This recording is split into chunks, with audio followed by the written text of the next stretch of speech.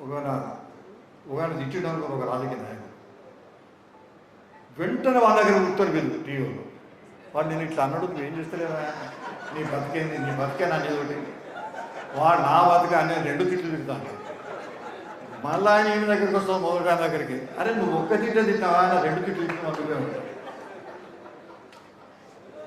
ఇటువంటి పరిస్థితి ఉన్నది. మన తెలుగు భాష కూడా గొప్పది.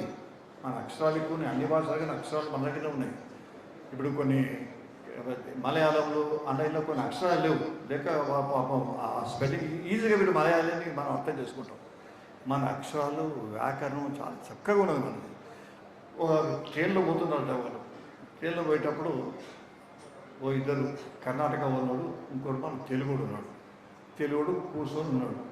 వీడు వాళ్ళ పిల్లలందరూ మంచినీళ్ళు వస్తున్నాడు. అప్పుడు కావాల్సిన నీళ్ళు బాటలు బాగా ఇస్తున్నాడు. ఆ కర్ణాటక వాళ్ళు ఇద్దరు బాగా నిలబడి బాగా తిట్టుకుంటున్నాడు. వాళ్ళు ఇష్టం వచ్చినట్టు కొద్దిసేపైనా తెలుగులో తిట్టుకుని మొదలుపెట్టినాడు. వాడు ఇద్దరు కర్ణాటకలో తిట్టుకొని మనం దగ్గర కూర్చుని మనం మంచినీళ్ళు ఇచ్చాడు. మంచినీళ్ళు ఇచ్చి ఎందుకు ఆయన మొదలు కర్ణాటకలో తిట్టుకున్నారు మన తెలుగులో ఎందుకు మొదలుపెట్టానంటే మా కన్నడలో తిట్లనే అయిపోయింది.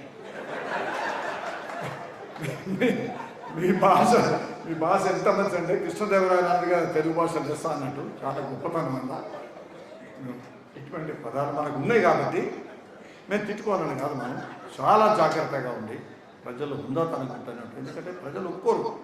నువ్వు ఏ తిట్టు తిట్టినా కూడా మనం అనుకుంటాం అరే బాగా చప్పలు కొట్టారు విజిల్ కొట్టిండు మన కార్యకర్తలు విజిల్ కూడా కొట్టిండు అంటే నువ్వు ఇట్లా నువ్వు అట్లా అని చెప్తే విజిల్ కూడా కొడతారు. మనం ఉత్సాహంగా మన కార్యకర్తలు విజిల్ కొడతారని ఊళ్ళో వాడినటువంటి వాడు విజిల్ కొట్టాడు. అది ఎందుకు ఆయనకి పనిలేదు. ఆయన ఇంత పెద్ద మంచి ఇది ఎట్లా మాట్లాడుతున్నాడు.